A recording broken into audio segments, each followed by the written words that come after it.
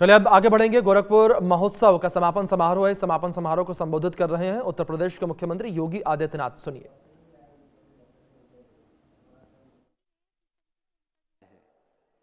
आज गोरखपुर में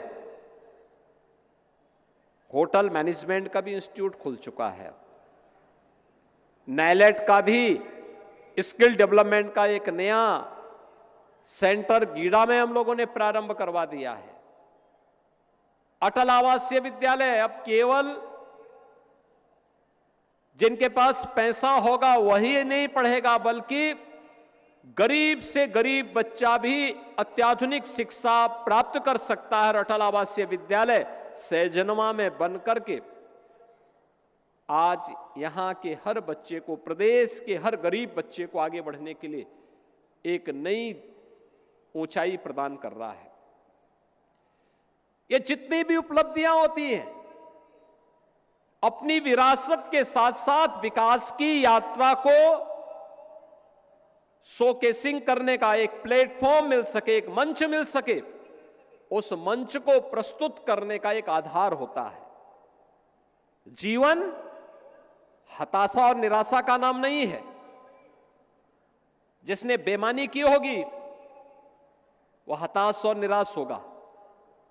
एक सामान्य भारतीय नागरिक बेईमानी नहीं करता। अपनी मेहनत से, अपने परिश्रम से, अपने पुरुषार्थ से वो आगे बढ़ता है। उसे अपने पुरुषार्थ पर विश्वास होता है तो उसे अपने महोत्सव के साथ जुड़ने का अधिकार भी होना चाहिए। और गोरखपुर महोत्सव को इसी आधार पर हम लोगों ने कहा कि मकर संक्रांति यहां का सबसे बड़ा आयोजन होता है। लाखों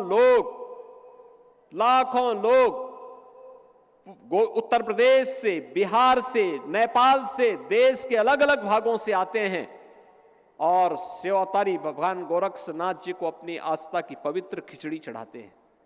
तो खिचड़ी के ठीक पहले वो आस्था का एक स्थल है।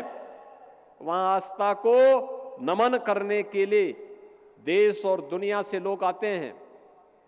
लेकिन महोत्सव के माध्यम से उत्साह और उमंग का एक नया संचार हो, इस दिशा से यह मंच आपको यहां पर प्राप्त होता है।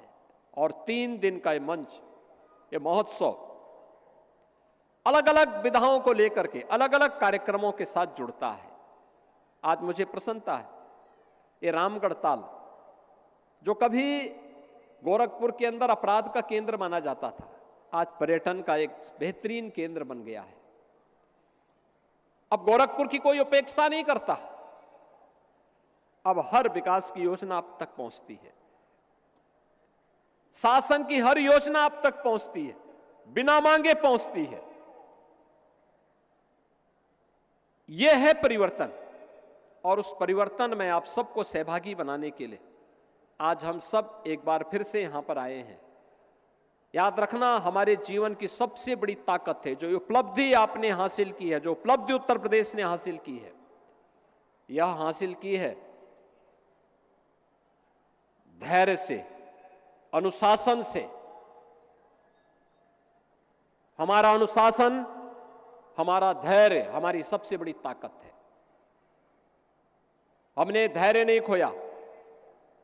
हां, अगर गोरखपुर या उत्तर प्रदेश की उपेक्षा हुई, हमने संघर्ष का रास्ता अपनाया। इंसेफ्लाइटिस के खिलाफ हम लोगों ने कभी संघर्ष का रास्ता अपनाया था। आंदोलन हुई, गोरखपुर की सड़कों पर हम लोगों ने आंदोलन किया। सरकार बनी, ये जिम्मेदारी हमारे ऊपर आई। पिछली सरकारें जो कुछ नहीं कर पाई थी, हमने मात्र 2 वर्षों में इंसेफ्लाइटिस का खात्मा कर दिया, हमेशा के लिए उसको समाप्त कर दिया।